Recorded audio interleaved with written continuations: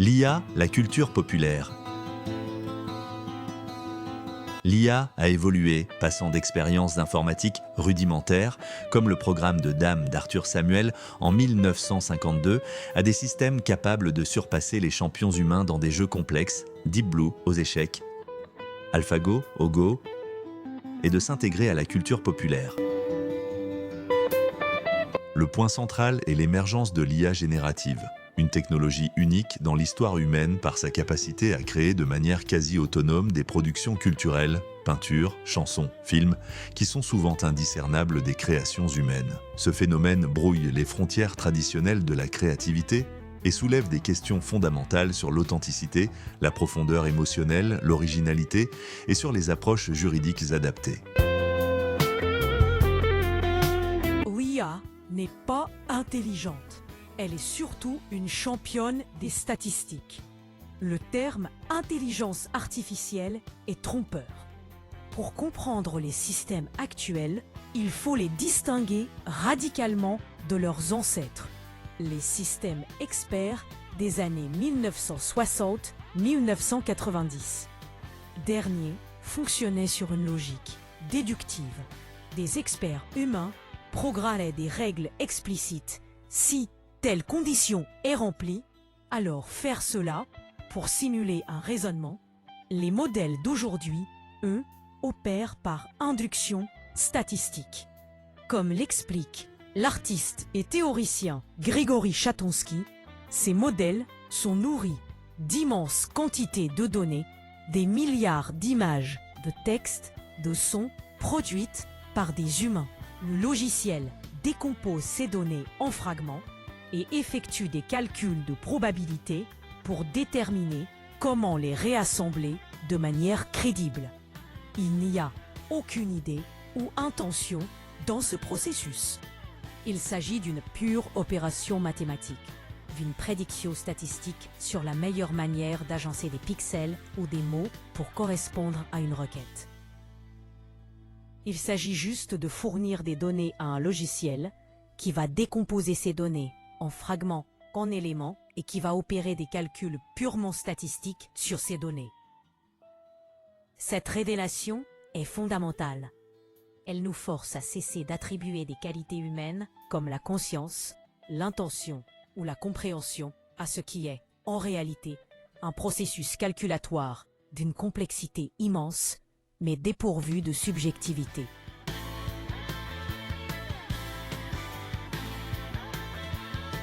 Plusieurs cadres théoriques tentent de disséquer ce changement. La théorie de Marshall McLuhan sur la technologie comme extension des facultés humaines se demande si l'IA étend réellement la créativité humaine ou si elle la remplace. Des concepts issus de la science-fiction, comme le complexe de Frankenstein d'Asimov et le test de Voigt-Kampff de Blade Runner, sont réinterprétés comme des outils d'analyse, soulignant la tendance humaine à projeter de l'empathie et une intentionnalité sur les machines.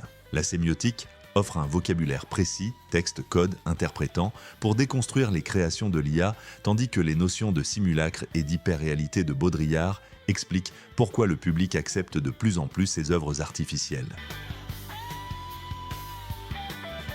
Bien que l'IA actuelle fonctionne comme un système de réplication dépourvu d'intentionnalité, son impact culturel est indéniable. La signification de ces créations est conférée par les interprètes humains qui opèrent dans un contexte où la distinction entre l'authentique et l'artificiel perd de sa pertinence. L'IA est désormais un outil dont l'évolution future redéfinira les rôles du créateur, de l'artiste et du public. L'émergence de l'IA dans la conscience publique. Le passage de l'IA d'un concept de laboratoire à un phénomène culturel est marqué par plusieurs événements clés qui ont démontré ses capacités croissantes au grand public. Les débuts, 1952, l'informaticien américain Arthur Samuel conçoit l'un des premiers programmes d'auto-apprentissage, le Samuel Checkers Playing Program, inventant le terme machine learning. La confrontation homme-machine, 1997. Depuis les années 90, les joueurs d'échecs ont compris la puissance de l'IA. L'ordinateur d'IBM, Deep Blue, capable d'analyser des millions de positions par seconde, bat le champion du monde d'échecs Garry Kasparov lors d'une revanche historique. Cet événement a montré au monde que l'IA était devenue véritablement intelligente. L'entrée dans la culture populaire, 2011, l'IA Watson d'IBM remporte une victoire écrasante contre 2 champions humains au jeu télévisé américain Jeopardy, où 3 candidats doivent trouver la question correspondante à des indices proposés. L'ordinateur Watson devient une sorte de célébrité, marquant la première prise de conscience large du public de l'IA. La créativité inattendue, 2016, le jeu de Go est considéré comme le jeu de plateau le plus ancien joué de manière continue. Le but est d'encercler plus de territoire sur le plateau, appelé Goban, que l'adversaire, et de capturer ces pierres pour faire des prisonniers. Le système AlphaGo bat le champion du monde de Go, Lee Sedol, en utilisant un coup créatif jusqu'alors inconnu des experts humains. L'événement, suivi par plus de 200 millions de personnes, a donné naissance à une nouvelle célébrité algorithmique.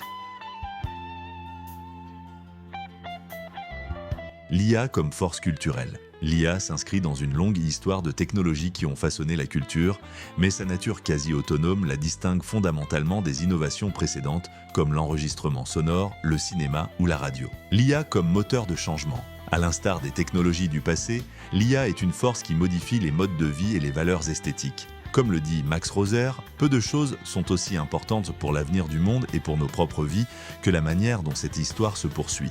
La perspective de McLuhan. Le théoricien Marshall McLuhan a postulé que les technologies sont des extensions des facultés humaines. La roue étant le pied, le télescope étant l'œil. Dans ce cadre, la question se pose, l'IA générative étend-elle la capacité humaine à créer de l'art ou représente-t-elle une rupture ? Les époques technologiques. L'histoire humaine peut être vue comme une succession d'époques définies par la technologie dominante, oralité, écrit, manuscrit, imprimerie, âge électronique. L'ère actuelle peut être qualifiée d'âge de l'intelligence artificielle. La créativité générative et la question de l'authenticité. L'IA générative produit des textes, des images et des sons en apprenant des modèles à partir de vastes ensembles de données. Cette capacité soulève des questions cruciales sur la nature de la créativité. Des créations comme la vidéo virale Harry Potter by Balenciaga montrent que le public en ligne fait de moins en moins la distinction entre le contenu créé par l'homme et celui généré par l'IA, tant qu'il est divertissant. Les réactions varient de la critique à la parodie, mais l'indifférence à l'origine de l'œuvre est notable. La créativité humaine est le fruit d'une interaction entre le corps, le système sensoriel et l'imagination. Les systèmes d'IA actuels, dépourvus de cette incarnation biologique, fonctionnent différemment. Le débat sur la profondeur émotionnelle, une question fondamentale persiste. Les œuvres de l'IA, comme la musique générée par MuseNet d'OpenAI, possèdent-elles une profondeur émotionnelle comparable à une symphonie de Beethoven ? Ou ne sont-elles que de la musique sur mesure ? Des études suggèrent qu'elles n'ont pas le même impact émotionnel, bien que des exemples, comme le morceau de musique Heart on My Sleeve, morceau généré par IA, et prétendu être une collaboration entre 2 groupes artistiques réels, semblent contredire cette affirmation pour une partie du public. Cadre théorique pour l'analyse des créations de l'IA. Pour comprendre l'impact de l'IA sur la culture, plusieurs concepts théoriques sont particulièrement pertinents. L'approche de Voigt-Kampff. Cette approche mentionne la tendance humaine à projeter de l'empathie et des émotions sur une machine qui simule des comportements humains, localisant le test chez l'interprète humain. Explique pourquoi le public réagit émotionnellement à un androïde comme David dans le film AI ou Robot de la guerre des étoiles. L'approche Effet Elisa de Joseph Weizenbaum, 1966. Pour lui, la tendance à attribuer une compréhension et une intentionnalité à des programmes informatiques basés sur des interfaces textuelles, même en sachant qu'il s'agit d'une machine, met en lumière la susceptibilité des gens à traduire avec plus de compréhension qu'il n'est justifié. Dans des chaînes de symboles ou codes générés par ordinateur. Le principe de liaison temporelle, Time Binding 2, Alfred Korzybski, 1921. La capacité humaine à préserver et à s'appuyer sur les connaissances et les créations des générations précédentes, créant une lignée historique. L'art de l'IA n'est pas lié par ce principe de la même manière. Il génère des produits via la permutation de formes préexistantes sans conscience du flux historique. La sémiotique est la théorie générale des systèmes de signes. L'étude des signes et de la signification. Concept clé. Structure des signes. Code. Règles de combinaison.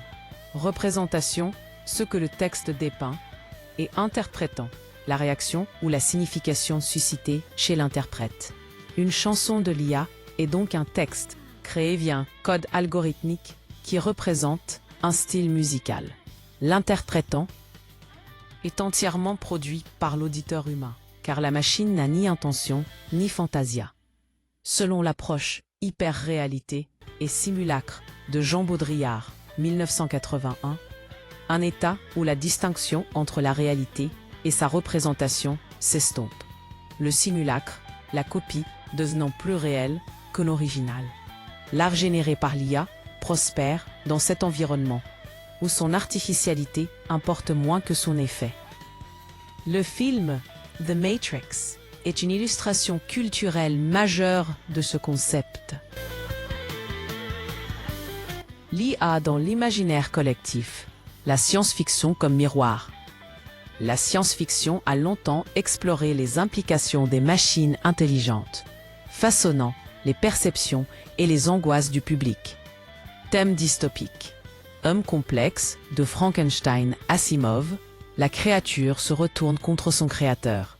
Blade Runner, Ex Machina. La rébellion de l'IA.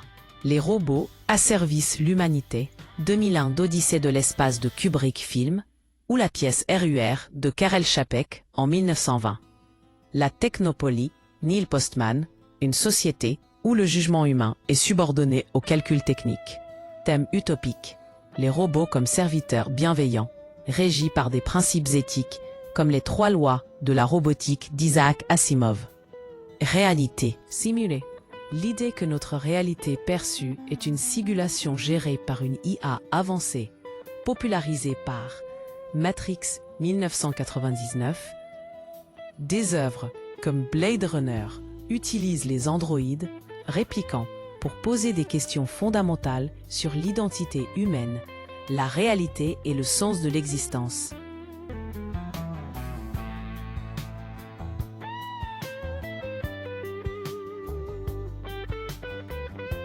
Études de cas dans la culture populaire générée par l'IA.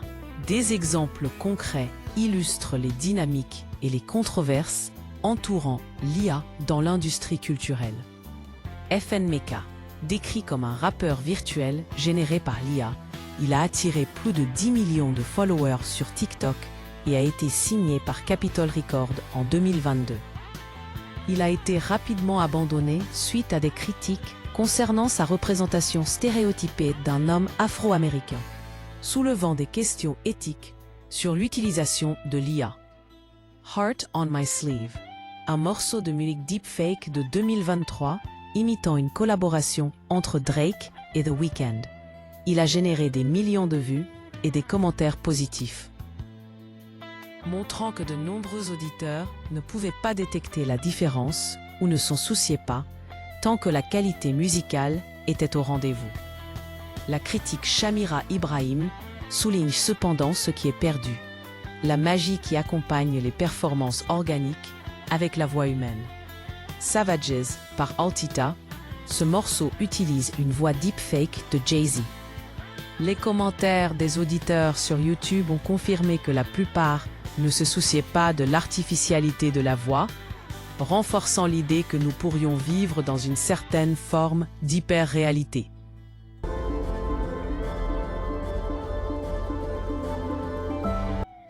Pour conclusion, des questions en suspens. La culture populaire générée par l'IA est une réalité durable qui continuera d'évoluer. La discussion sur sa légitimité se heurte à la nature insaisissable de la créativité. Si l'on adopte une définition étroite, comme celle de Newell et al., une création est ce qui est nouveau et utile, alors le coup d'AlphaGo peut être considéré comme créatif. La question clé réside peut-être moins dans les capacités de la machine que dans la réponse humaine. Ce sont les humains qui, en tant que récepteurs et interprètes, appliquent leur propre cadre de signification aux créations de l'IA. Pour l'instant, les humains sont au centre de la création par l'IA. Mais l'avertissement de Neil Postman contre la soumission de toutes les formes de vie culturelle à la souveraineté de la technique et de la technologie reste d'une pertinence aiguë. Le dilemme de la coexistence et de l'harmonisation entre la créativité humaine et celle des machines reste une question ouverte et déterminante pour l'avenir.